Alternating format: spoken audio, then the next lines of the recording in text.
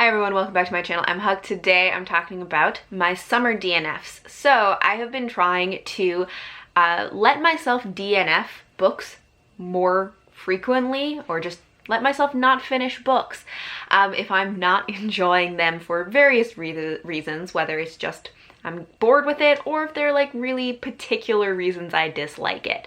And then I never know if I should include them in my wrap-ups or not, and my wrap-ups are already super long. So I decided to do this where I can talk about all of my DNFs for a season all at once. I've seen a few people do this where they will talk about their seasonal DNFs. And I just thought that was a really good idea and a good way of doing it. So I'm gonna try it out. So as I said, these are all of the books that I decided not to finish in the summer. So that is in June, July, and August. So I have 6 books to talk about. The first one is the first of the Spiderwick Chronicles by Tony DiTerlizzi and Holly Black. And so I started listening to the audiobook for this because I have been reading a lot of Holly Black's books recently, and this is one that I guess she co-wrote with someone else, but I thought I would give it a try because I never read the Spiderwick Chronicles when I was younger. And this is a middle grade series that follows some kids who find an old book in a house that they moved into that details all of this information about different kinds of like fairies and goblins and trolls and other kinds of creatures like that, and they start to discover that these creatures are real and that they can see them, and they start learning more about them and interacting with them. And this is one that I don't have like a really particular reason that I put it down. I think it just wasn't catching my attention. It wasn't one that really like stuck with me, and so then I was like, maybe there's a reason I didn't read it initially when I was a kid, when like I was actually the age range that it is intended for. It may just not be a story that works for me. The next book that I DNF'd was Is Everyone Hanging Out Without Me by Mindy Kaling. So this is, I guess, a comedy memoir written by Mindy Kaling, who is a comedian. I feel like a lot of people know who she is. She was on The Office and she had her own show. And this one I started listening to because I got kind of interested in like comedy memoirs, and I went into it knowing that it may not work for me because Mindy Kaling can be kind of hit or miss for me. Like sometimes I've seen her in things and I think she's really funny, and sometimes her humor just doesn't work for me.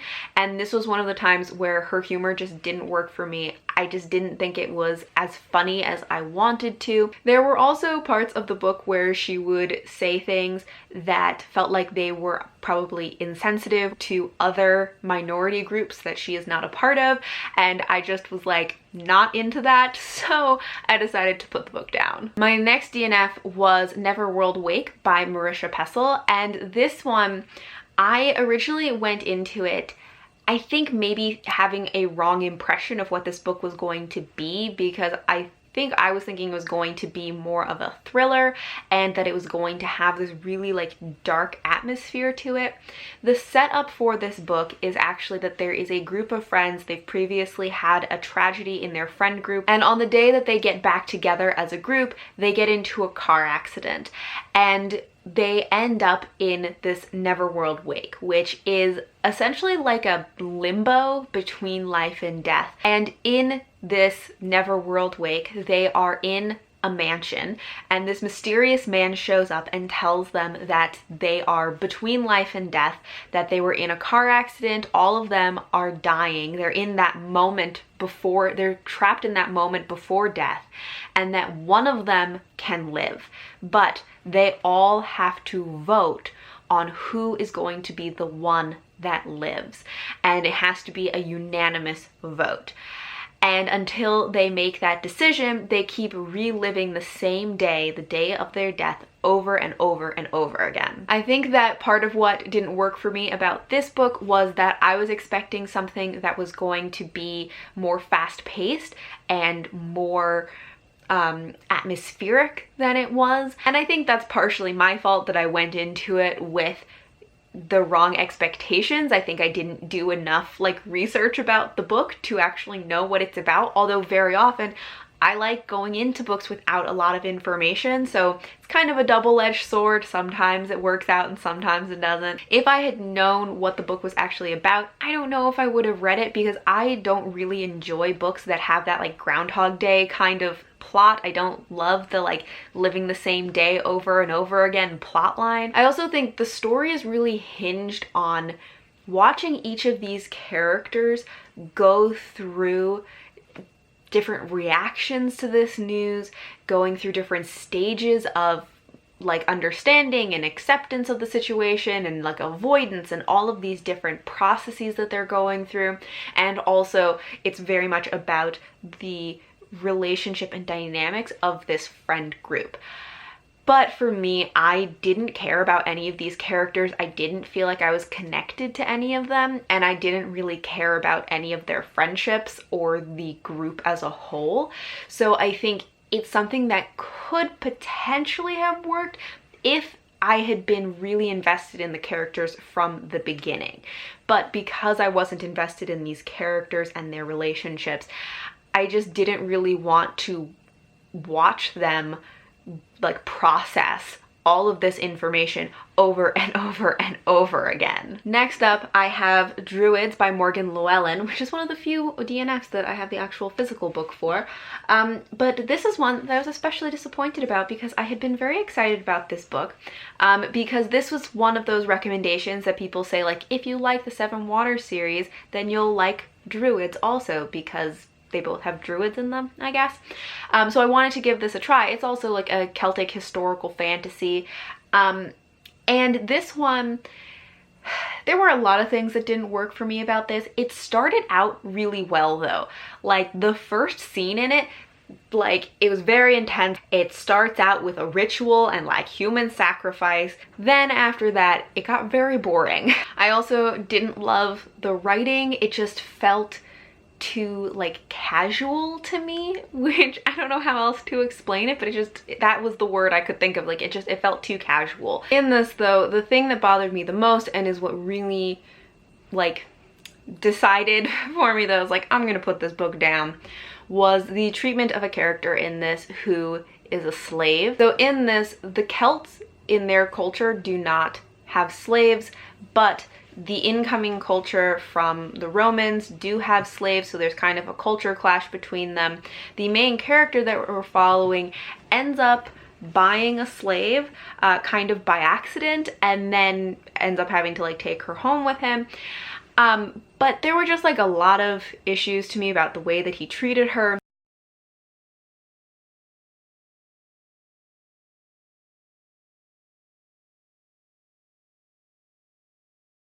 He describes her very disparagingly, but then has sex with her multiple times, and she becomes essentially just like his sex slave. But also, this character can't speak his language. They don't speak the same language. She is also the only character that is a person of color that we have come into contact with in the entire book.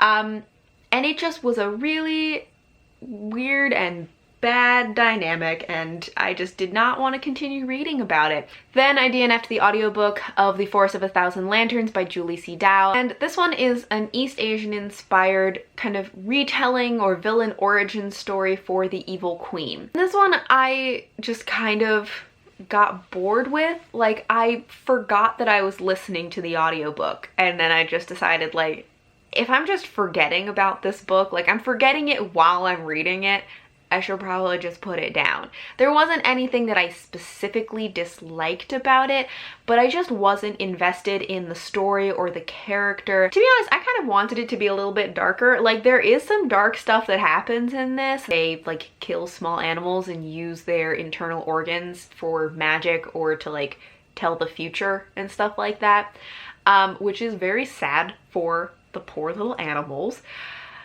But like, I kind of wanted the story to be darker. What it felt like to me was like the author wanted the story to be dark, and this was kind of the only outlet that she could think of to make it a dark story. So overall, it wasn't that dark, but there would just be these random moments of like murdering small animals, which kind of didn't match the tone of the rest of the book.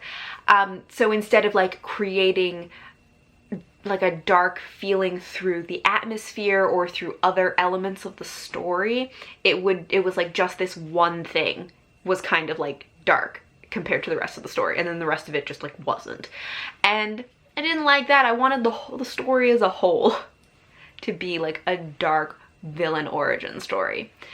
But yeah, so this one just was not impressed and got kind of bored with it, so I put it down. And the last DNF that I have is Heart of the Fae by Emma Hamm. And this is one that I was actually very disappointed that I didn't like, because it sounded like something I would love. It is a Celtic-inspired retelling of Beauty and the Beast with fae. The main character is a midwife and healer. It just sounds like it would be the perfect thing. But there were a few things that I just didn't like about it. One is I just thought the premise or like the setup was kind of weird. So our main character lives in a brothel, and she is the healer for all of like the other girls who live there.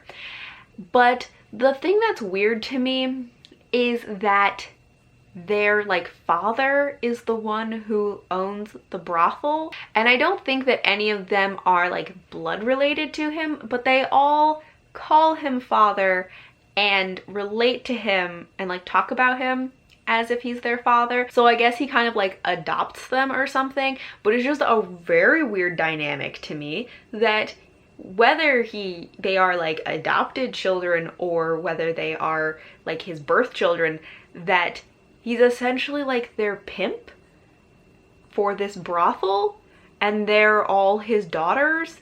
It just was like a really weird setup that I did not like. I also didn't really like the writing in this. It was very simple and felt too like modern to me.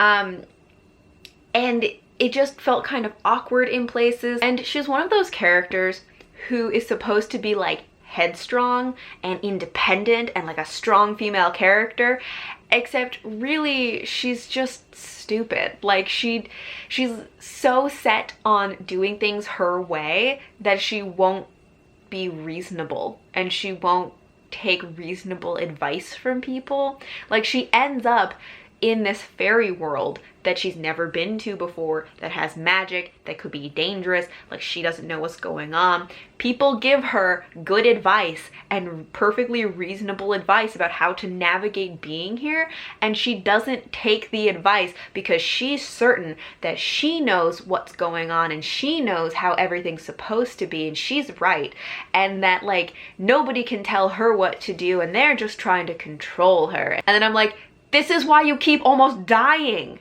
because you don't take good advice. Like she almost died multiple times because she wouldn't take reasonable advice from people in a situation where she knew literally nothing. She knew nothing about what was going on and how things worked, but she was just determined to do things her way and get what she wanted just by like pushing forward and forcing people to do what she wants, to the point where she was just stupid and just, oh my god, she's just such a frustrating character. So those are all the books that I DNF'd over the summer. Thank you all for watching, and until next time, bye!